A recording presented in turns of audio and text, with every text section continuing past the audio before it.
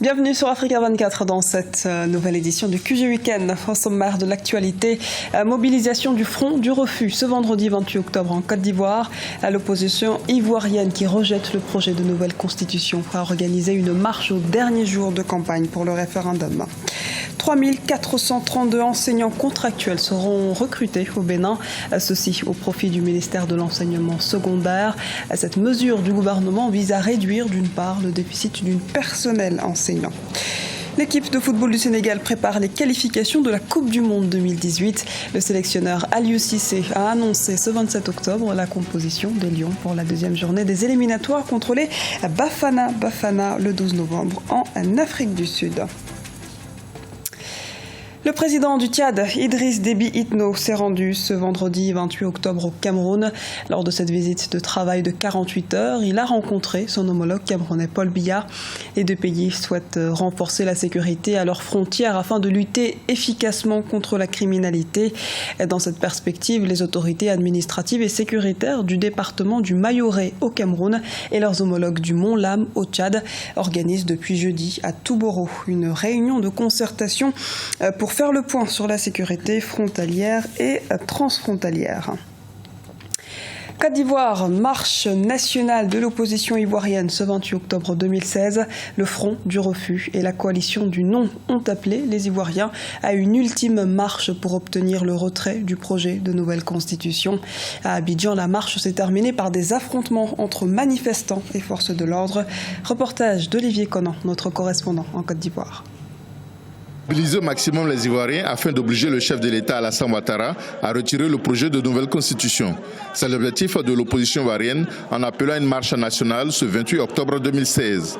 À l'appel des partis du Front du Refus et de la coalition du Non, les marcheurs à Abidjan, la capitale, devaient se rendre du monument des martyrs situé dans la commune de Cocody à la place de la République de la commune du Plateau. On marche parce qu'Alassane veut nous spolier de notre pays. Il est venu ici, là. Il veut nous prendre la Côte d'Ivoire. On ne peut pas accepter ça. On n'a qu'à libérer notre pays. On n'a pas besoin de cette constitution. La constitution de 86, c'est nous tous qui l'avons votée. Aujourd'hui, toi, tu écris de façon unilatérale. Tu prends une décision unilatérale et tu veux nous imposer une constitution propre à toi pour ton cas d'espèce. Ça ne se passera pas. Ce sont des manifestants qui sont déterminés et des leaders de l'opposition confiants quant à l'issue victorieuse de leur combat à 48 heures du référendum sur la nouvelle constitution. Le peuple a été écarté de cette nouvelle constitution, alors nous avons dit que nous n'en voulons pas, nous en voulons le retrait et nous voulons l'annulation du référendum. Nous allons rester mobilisés, nous allons continuer à nous faire entendre. C'est la seule manière d'essayer de tenter de briser ce mur d'indifférence qui nous oppose depuis des mois. Nous sommes extrêmement satisfaits de cette mobilisation populaire. Et puis, écoutez, nous allons battre le pavé jusqu'à ce que la constitution voulue par M. Ouattara soit purement et simplement retirée. La marche a été dispersée au niveau du stade Félix Houphouët-Boigny au Plateau. Les manifestants ont refusé d'obtempérer à la demande de la police d'y tenir leur meeting. Jet de pierre contre gaz lacrymogène, l'affrontement a été violent. La répression n'entame pas la conviction des opposants.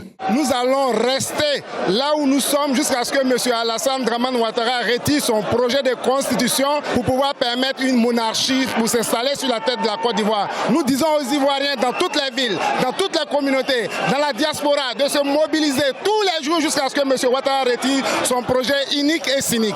Le projet de nouvelle constitution qui divise la classe politique en Côte d'Ivoire est soumis au référendum devant se tenir le 30 octobre 2016. De l'autre côté, au niveau de la coalition majoritaire du RHDP, le discours est évidemment tout autre. Le chef de l'État ivoirien Alassane Ouattara a lui invité l'ensemble des citoyens à se prononcer ce 30 octobre en faveur du oui à la nouvelle constitution ivoirienne. Le texte, selon lui, permettra de tourner définitivement la page des années de crise. Mouvement social au Niger, en dépit de la rentrée scolaire. Les grèves sont toujours récurrentes dans l'éducation nationale. Le bras de fer entre la convergence pour une action unitaire des syndicats de l'éducation et l'État se poursuit. L'État a décidé ce vendredi 28 octobre d'assigner en justice le collectif afin que la grève soit déclarée illégale. Les enseignants exigent entre autres le paiement de leur arriéré de salaire, mais aussi le respect par le gouvernement de ses engagements en matière de recrutement à la fonction publique. République. La plupart des revendications de ces enseignants ont fait l'objet de nombreux protocoles d'accord avec les différents gouvernements. Protocoles toujours en attente selon le syndicat. L'État béninois annonce de son côté le recrutement de près de 3500 enseignants contractuels au profit du ministère de l'enseignement secondaire. Les autorités veulent doter l'école béninoise de personnel qualifié pour un système éducatif efficace. Explication de Déo Gracia Sekpodo. Les autorités béninoises s'engagent dans la promotion d'un secteur éducatif efficace au service du développement socio-économique du pays. Face au constat d'un déficit de personnel enseignant dans les sous-secteurs des enseignements primaires et secondaires, le gouvernement annonce l'organisation d'un concours de recrutement le 10 décembre 2016. Annonce faite à travers un communiqué le 26 octobre 2016, dans lequel l'État rappelle que l'objectif principal reste le renforcement des capacités des ministères et des institutions républicaines en ressources humaines de qualité. Faute de recrutement annuel, les anciens enseignants en fonction sont pour la grande majorité allés à la retraite et c'est à leur remplacement qu'on veut pouvoir actuellement. Et régler progressivement le problème de la professionnalisation de l'enseignement chez nous. C'est pour ça que ça a été pris à bras le corps. Et on s'apprête à recruter plus de 7000 enseignants actuellement. Déjà au mois de septembre 2016, le gouvernement béninois avait annoncé le recrutement de 3432 enseignants contractuels au profit du ministère de l'enseignement secondaire, technique et de la formation professionnelle. Il prévoit également l'organisation d'un concours de recrutement de 3600 enseignants au profit des enseignements maternels et primaires. Au final, c'est plus de 7000 enseignants qui seront recrutés par le gouvernement, une opportunité pour les jeunes diplômés béninois. Il y a au Bénin ce système qu'on appelle système de vacation où les établissements publics d'enseignement ou même les établissements privés d'enseignement utilisent ces gens d'enseignants pour pouvoir combler le déficit. Les gens qui sont payés à l'heure. Quand on lance ces gens de concours, c'est évidemment ceux qui exercent dans des situations précaires qui arrivent à passer le concours et à être recrutés. Donc, c'est une mesure qui aura une incidence sur le taux de chômage. On ne peut que saluer cette décision, mais ça ne résout pas encore totalement le problème de déficit d'enseignants qu'il y a dans le secteur. Au Bénin, la question de la qualité du système éducatif fait souvent l'objet de discussions. Beaucoup estiment que le gouvernement devrait faire davantage d'efforts pour, entre autres, améliorer les conditions de vie et de travail des enseignants contractuels et augmenter leur effectif. Ceci pourrait également agir sur le défi du sous-emploi, notamment des jeunes, qui constituent près de 60% de la population active.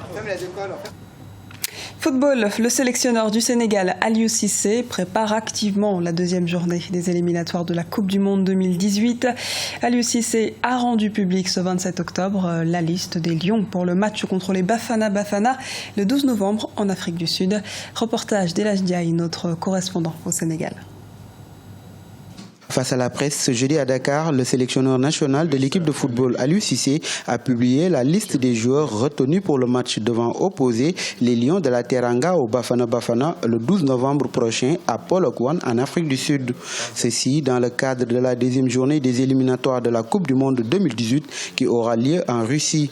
À cet effet, 24 joueurs ont été convoqués. Sur cette liste, un nouveau joueur, Abdallah Ndour, le défenseur de Strasbourg. Il est en train de faire une très très bonne saison, un bon début de saison en tout cas avec Strasbourg. C'est un pur en tout cas joueur du pays qui est né ici, qui a été formé à Génération Foot. Donc je me disais que en tout cas sur ce match-là, c'était important de le rencontrer, de l'inviter et de voir ce qu'il vaut vraiment sur le plan international. Le Sénégal est le leader du groupe D avec 3 points suite à sa victoire sur le Cap-Vert 2-0 le 8 octobre dernier à Dakar. L'Afrique du Sud, quant à elle, avait fait match nul, 1 but partout contre le Burkina Faso à Ouagadougou. Nous allons vers un match qui sera très disputé. Maintenant, comme je vous l'ai dit, c'est un match de Coupe du Monde. Voilà, donc le Sénégal a envie d'y aller, mais nous savons qu'on aura une grande opposition contre nous qui va nous attendre. Et je ne me fais pas d'inquiétude parce que je sais qu'on a ce qu'il faut aussi au niveau de l'équipe du Sénégal. Deux grandes équipes qui se rencontrent, deux grandes nations de football. On pourrait dire que c'est un match de prestige.